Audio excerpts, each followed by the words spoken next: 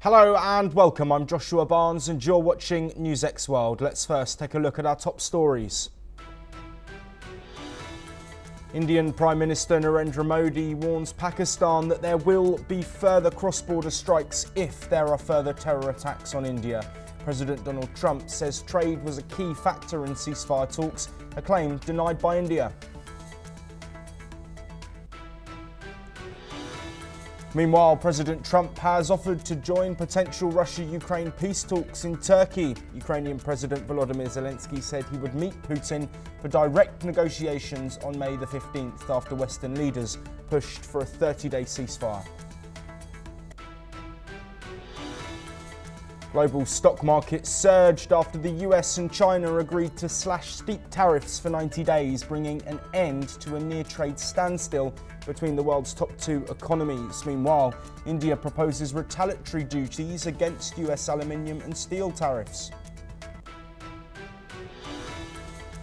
Israel says there will be no ceasefire after a brief pause in military action on Gaza for the release of 21-year-old Israeli-American Idan Alexander. Palestinian health authorities report that Israeli tank shelling and air assaults resumed shortly after the release. Chinese President Xi Jinping says China will commit to credit lines of almost $10 billion to Latin American countries, while slamming bullying and hegemonism at the CELAC Forum. Xi announced plans to deepen ties at a time of bloc confrontation. Sean Diddy Combs' sex trafficking trial has begun in New York, with witnesses testifying against the music mogul. Prosecutors say women were attacked after being lured into relationships. The defense says activities were consensual and part of a swinger lifestyle. The UN has urged for de-escalation after heavy gunfire and clashes in the Libyan capital of Tripoli. Rival gunmen exchanged fire in the city's southern district after the reported killing of a powerful militia leader. Australian Prime Minister Anthony Albanese's Labor Party have been sworn in for a second term following a landslide national election win. The opposition Liberal Party have elected Susan Ley as their first female leader after Peter Dutton lost his seat. We start this hour as India is moving to designate the Resistance Front, or TRF, as a terror outfit at the United Nations, following the deadly terror attack in Pahalgam which killed 26 civilians. A team will represent India at the UNSC 1267 Sanctions Committee this week, seeking a formal ban on the group. Posters of 3 Pakistani terrorists suspected in the April 22nd attack have been put up in Shopian, promising a 20 lakh reward for information. The message "Terror-Free Kashmir" is being displayed across the region, with assurances that informant identities will be protected. Prime Minister Narendra Modi called Operation Sindoor a defining moment in India's security strategy. In his first address since the attack, he said the military response showed a new normal in India's zero-tolerance stand on cross-border terror. Modi made clear that the current pause in operations is not a ceasefire, but a period of cautious monitoring of Pakistan's next moves. Let's listen in to some of Prime Minister Narendra Modi's comments. आतंकी हमला हुआ तो मुंह तोड़ जवाब दिया जाएगा। हम अपने तरीके से अपनी शर्तों पर जवाब देकर रहेंगे।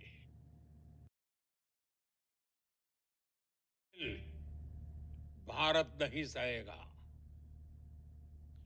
न्यूक्लियर ब्लैकमेल की आड़ में पनप रहे आतंकी ठिकानों पर भारत सटीक और निर्णायक प्रहार करेगा। Meanwhile, US President Donald Trump says his administration helped broker a full and immediate ceasefire between India and Pakistan. Trump claimed the deal averted what could have been a nuclear war, adding that trade pressure was key to ending the hostilities. This is what Trump said. A lot. And we helped also with trade. I said, come on, we're going to do a lot of trade with you guys. Let's stop it. Let's stop it. If you stop it, we're doing trade. If you don't stop it, we're not going to do any trade. People have never really used trade the way I used it. That I can tell you. And all of a sudden they said, I think we're going to stop. Meanwhile, diplomatic talks continue. US officials, including Vice President J.D. Vance and Secretary of State Marco Rubio, have spoken to the Prime Minister, Foreign Minister and NSA. Sources confirmed that trade was not discussed, despite claims made by former President Donald Trump. On May the 12th, top military officers of India and Pakistan held rare talks, agreeing a strict no-fire policy on the border and immediate troop reductions in forward areas. Moving now to Europe, US President Donald Trump has offered to join potential peace talks between Ukraine and Russia, set to take place in Turkey later this week. Speaking from the White House before his trip to the Gulf region, Trump said he may fly to Istanbul on Thursday if he believes there's a real chance of progress. The talks come amid a push by European nations for a 30-day ceasefire, a proposal that Moscow has yet to formally respond to. Ukrainian President Volodymyr Zelensky says he will be in Istanbul waiting for a meeting with President Vladimir Putin, but continued Russian attacks have cast doubts over Moscow's commitments. Let's listen in to what Trump said. I think you may have a good result out of the Thursday meeting in Turkey between Russia and Ukraine, and I believe the two leaders were going to be there. I was thinking about flying over.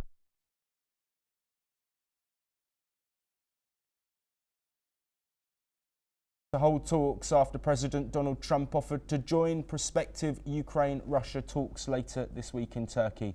In the hours that followed, the US Secretary of State Marco Rubio held a call with European counterparts, including the foreign ministers of Britain and France, as well as the EU's foreign policy chief, to discuss a way forward for a ceasefire in Ukraine.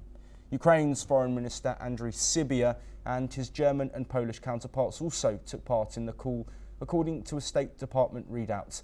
Additionally, Russia unleashed over 100 drones on Ukraine overnight, according to the Ukrainian Air Force. The attack came after the Kremlin rejected a 30-day unconditional ceasefire. In a related development, Ukrainian President Volodymyr Zelensky also said that he wants his American counterpart, President Trump, to join the peace talks with Russia in Turkey. This comes even as the Kremlin is silent about whether Putin would attend. Let's listen in to what Zelensky said. Президент Ердоган висловив повну готовність прийняти зустріч. Важливо, що президент Трамп повністю підтримує зустріч. І ми б хотіли, щоб він знайшов можливість бути в Туреччині. Було також сьогодні дуже багато роботи з нашими партнерами, з американцями, з європейцями, дипломатична робота. На жаль, світ досі не отримав ясної відповіді з Росії щодо численних пропозицій припинити вогонь. Російські обстріли і штурми продовжуються. Москва увесь день мовчала щодо пропозиції прямої зустрічі. Дуже дивне мовчання. Все одно треба буде Росії закінчувати війну. І краще зробити це раніше. Немає сенсу продовжувати вбивство. Well, joining us to discuss these latest developments in the ongoing Russia-Ukraine conflict is Professor Dr. Vasilin Ivanov Papovski, a professor and vice dean at the Jindal Global Law School, who's joining us from New Delhi. Thank you very much for being here, Professor Dr. Papovski. Let's first look at what Donald Trump has said. Of course, we know he's going to the Gulf state for a visit, but what would his participation in these talks between Russia and Ukraine achieve?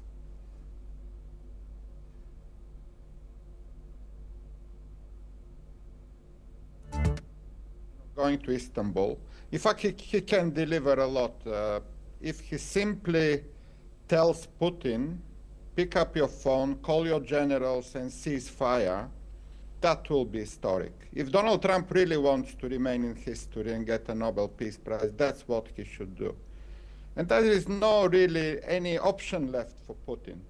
Let's see first if Putin goes to Istanbul. He has no options. If he doesn't go to Istanbul, the entire world will understand who is against the ceasefire and the peace plan. And if he goes to Istanbul, he will be under extreme pressure to stop the fire. No less than that. Any other outcome of the Istanbul meeting will be a disaster for Putin and for Russia. So the only thing that, as I said, Trump needs to do is to go to Istanbul, to wait for Putin to come, and to tell him, take your phone, make a simple phone call and cease fire. Otherwise, I go out of this room, and the heaviest sanctions in the world history will be imposed on Russia. This is what should happen on Thursday. Let's see first what Putin does, whether he accepts or not, but he has no good options here left. By the way, it was his idea. Putin started, it's funny, Putin started with this meeting in Istanbul. He was the one proposing to meet Zelensky directly, and now he has no option left but to go and to face the embarrassment of either rejecting a ceasefire in front of the world or accepting ceasefire, which is what Donald Trump wants. Yes, absolutely. It does seem, of course, that the European allies are trying to call Vladimir Putin out here, and Zelensky has jumped on that opportunity. Given how far away both sides are in terms of coming to an agreement, with Crimea being an important factor, NATO membership, as well as peacekeeping troops, areas in which both countries disagree on, is this ultimatum ultimately going to work, given the fact that the distance is so far between both nations? I agree, Joshua. Maybe that's for longer term negotiations, but what we want to see is ceasefire. What everybody wants to see is ceasefire. Donald Trump wants to see a ceasefire for the last 60 days. Zelensky agreed on that terms of 30-day ceasefire, unconditional ceasefire. This is what everybody was repeating for 2 months, and there is one man in the world, Vladimir Putin, who rejects that. It's very clear. Ceasefire first. No negotiations are possible if the armies continue to fight.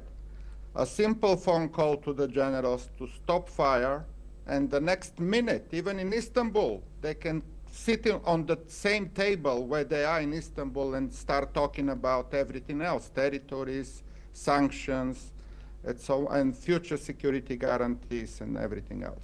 Absolutely. And Professor Dr. Papovski, to bring an end to this discussion, we've heard a lot from European leaders. We know that the US Secretary of State has spoken with European foreign secretaries in recent hours. But what role could China and potentially other countries play in these discussions?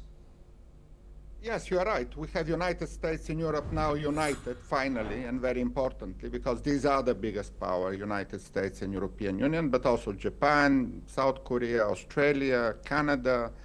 Many countries will be joined in that.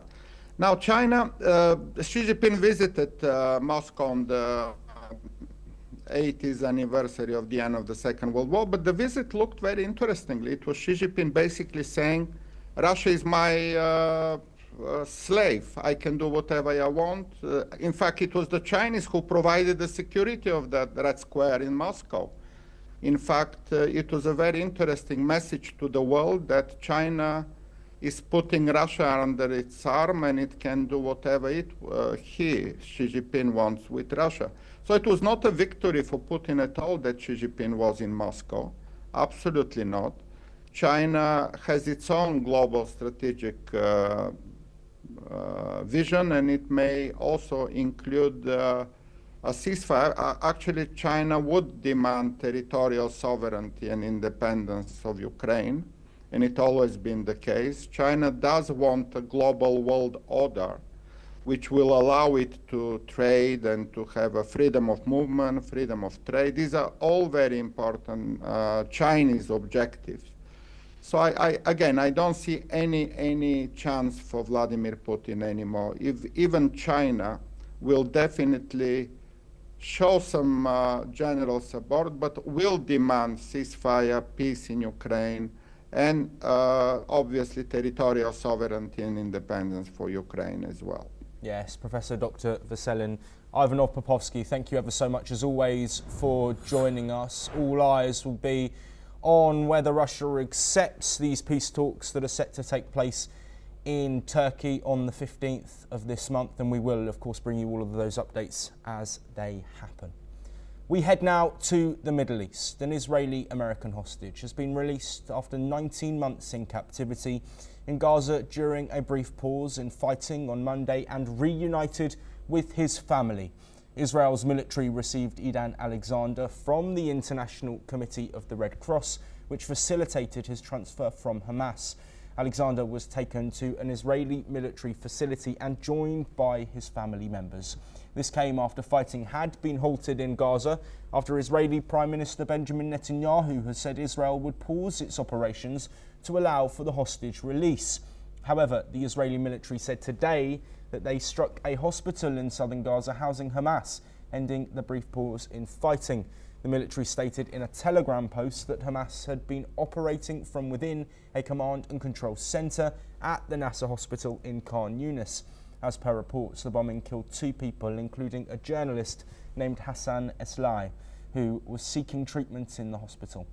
On the other hand, Palestinian health officials reported Israeli tank shelling and an air attack after the hostage handover. Reportedly, authorities in Gaza said the airstrike killed 3 people and wounded several others at a shelter housing displaced families in Khan Yunis in the southern Gaza Strip.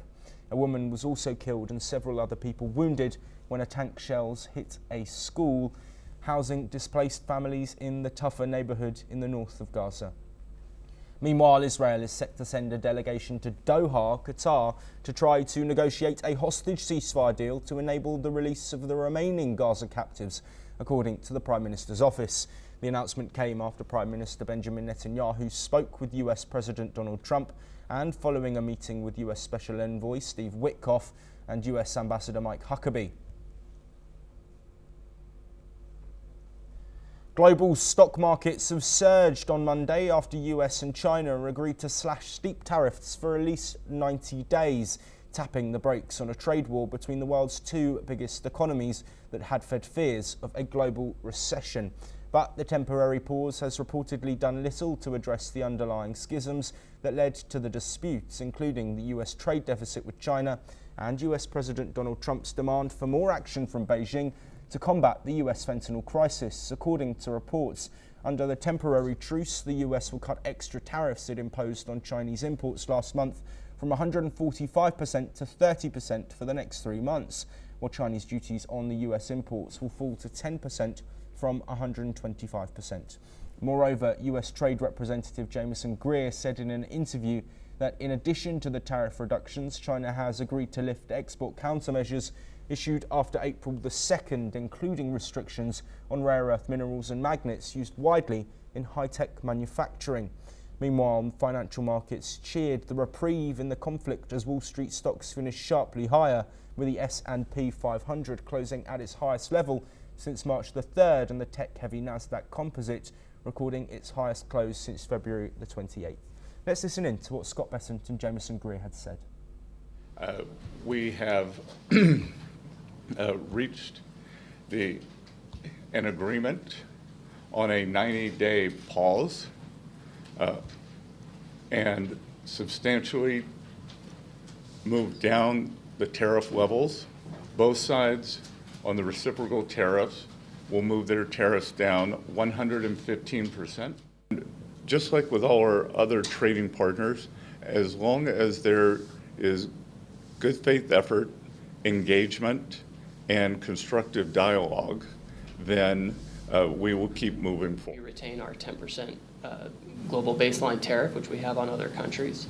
We have, in addition to that, previous measures that we've retained, which have been, frankly, effective in reducing the U.S. bilateral trade deficit with China over the past few years. So that leaves us in a very good position all in with respect to measures on Chinese imports, but more importantly, leaves us in a constructive path forward to have a positive conversation with the Chinese.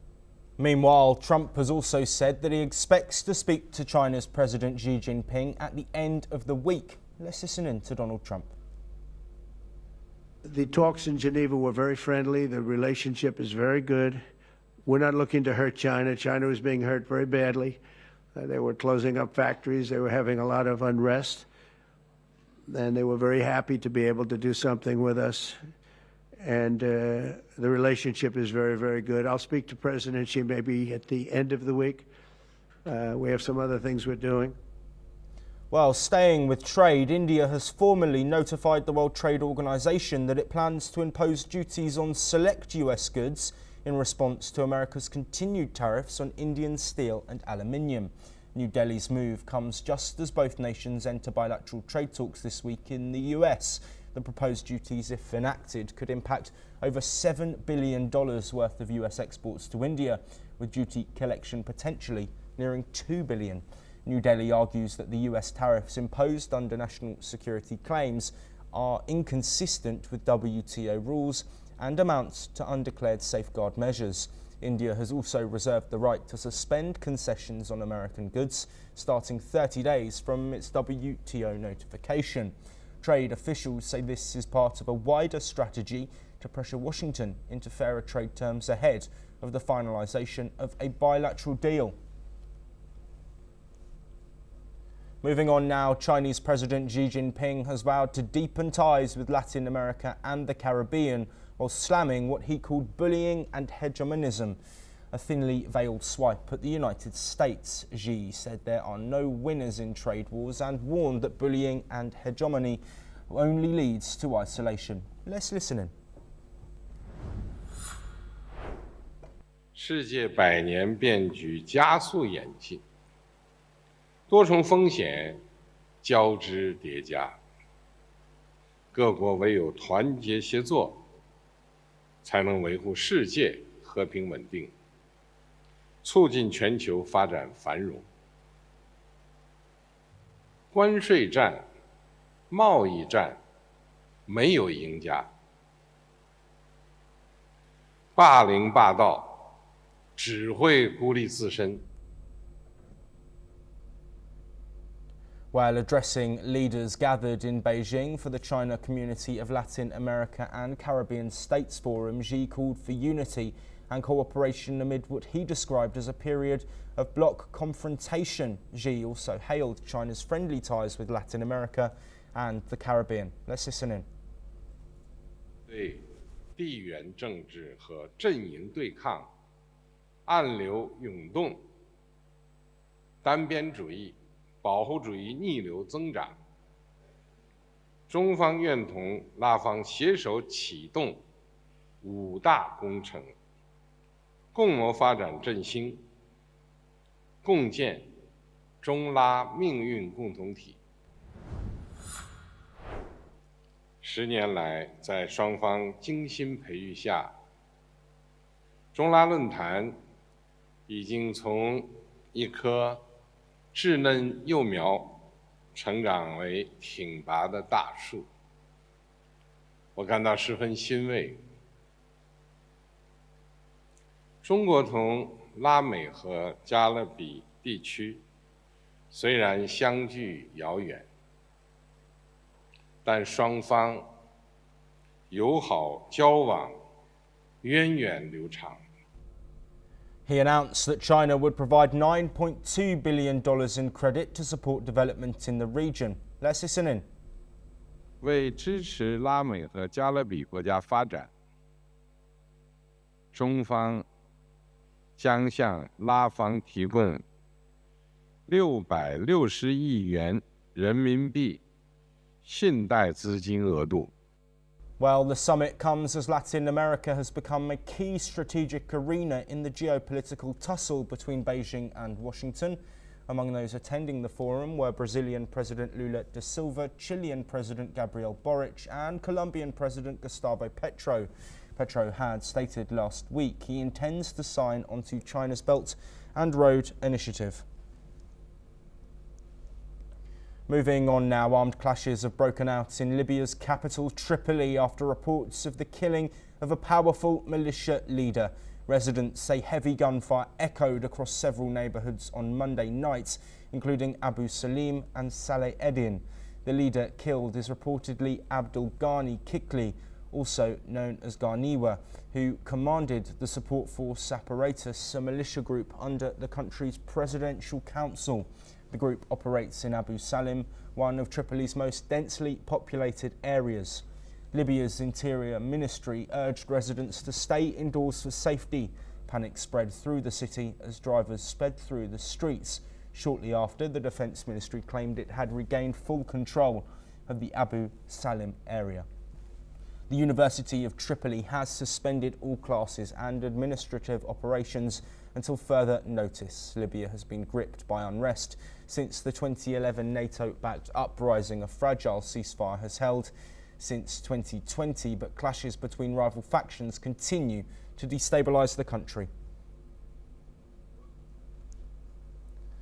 Moving on, the Kurdistan Workers' Party, or PKK, has announced the end of its 4-decade-long armed struggle against Turkey. Group members and Turkish officials confirmed the decision, calling it a historic turning point. Since 1984, the conflict has claimed over 40,000 lives and fueled tensions in Turkey and the wider region. The PKK is a Kurdish nationalist terror organisation founded by Abdullah Öcalan in the late 1970s. Although the PKK initially advocated for the creation of an independent Kurdish state, it later moderated its goals, seeking greater autonomy for the Kurdish people. The PKK's move follows a Congress held last week, during which the group voted to dissolve its organisational structure and cease military operations.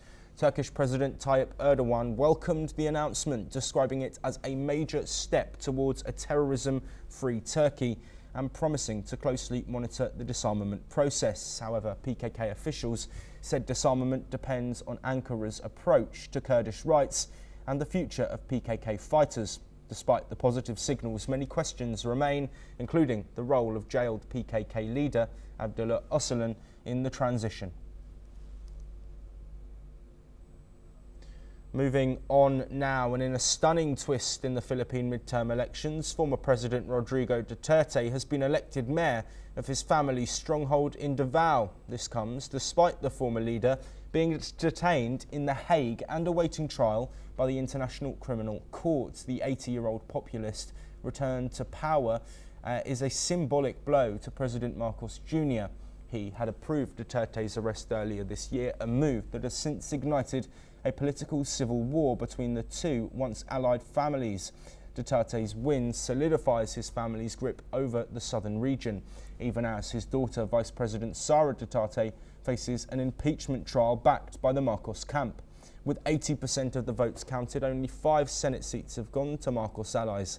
This is much lower than expected, while 5 have been snapped up by supporters of the Duterte camp. Moving on, Australia's new cabinet has been sworn in after a landslide win for the centre-left Labour Party in the May 3rd election. Prime Minister Anthony Albanese is back in office, with Labour set to hold up to 95 seats in the 150-seat House. The cabinet met for the first time on Tuesday, just hours before Prime Minister Albanese is set to fly to Jakarta to meet Indonesian President Prabowo Subianto. He'll then travel to Rome for the inauguration of Pope Leo XIV. In a historic move, the Liberal Party, now in opposition, elected Susan Ley as its leader. She is the first woman to head the party since it was founded in 1944. Former leader Peter Dutton lost his own parliamentary seat, a first in Australian history. Heading over to North America, a number of witnesses have taken to the stand in the trial of Sean Diddy Combs, who is facing allegations of racketeering and sex trafficking during his time as head of an entertainment empire.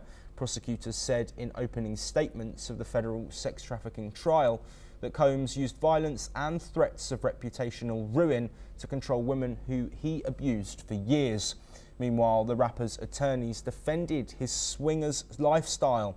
On day one of the trial, the panel of 12 jurors and 6 alternatives responsible for determining Combs' fate heard of the famed artist's explosive outbursts and an attempt to preserve his own reputation and power through bribery. The 55-year-old has pleaded not guilty to the charges. The trial is scheduled to continue today, where Combs' former girlfriend, Cassandra Ventura, is expected to testify. Staying in North America, top Hollywood actors have spoken out on Gaza. In an open letter, stars like Richard Gere and Susan Sarandon denounced what they call a genocide in the Gaza Strip. The letter was released ahead of the Cannes Film Festival. It was signed by around 380 global film figures, These include Mark Ruffalo, Javier Bardem and Pedro Almodovar.